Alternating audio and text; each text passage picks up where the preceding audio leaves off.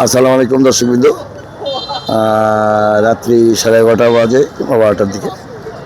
দর্শকবৃন্দ, আজকের খবর থেকে আমি বাইজিৎ চিফ রিপোর্টার বলছিলাম, রাজশাহী।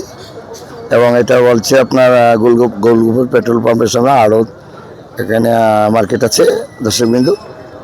পিছিয়ে আছে বিআরটি কাউন্টার। দর্শকবৃন্দ, আমি যে বিষয়ে আপনাদের ভিডিওতে আসলাম, ডিস্টার্ব করলাম, বিষয় হচ্ছে যে নৈতিকতা আসলে বাংলাদেশ থেকে আস্তে আস্তে উঠে যাচ্ছে দর্শকবৃন্দু। একটি লোকের পায়ে একটু আঘাত খাওয়ার কারণে দর্শকবৃন্দু একটা মানে খুবই খারাপ একটা কাজ হয়ে গেছে। যে কাজটা আমার বিবেক দিয়ে আমি বলি যে আসলে এটা ঠিক হয়নি।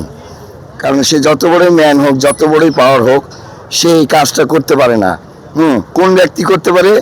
যে ব্যক্তি ড্রিঙ্ক করে থাকবে, তার মাথার সমস্যা থাকবে, তারা এই কাজটা করতে পারে দর্শকবিন্দু। এটা আপনারা জানেন দর্শকবিন্দু। যেই গাড়িটা আমার পিছে দেখতে পাচ্ছেন আপনি, এটি একটি দামি গাড়ি।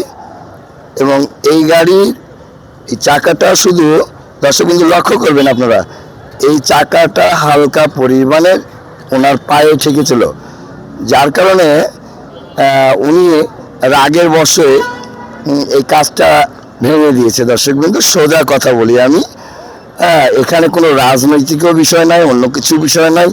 এখানে শুধু মানবতার একটা বিষয় থাকে, যেটা তাদের ভিতরে আমি দেখলাম না। শ্রদ্ধেয় মুরব্বী উনি, যদিও বা তারপরে এই জিনিসটা করা আসলে ঠিক হয়নি আমার মতে। কমান্ডে বলবেন যে আসলে আমার কথাটা ঠিক না বেঠিক।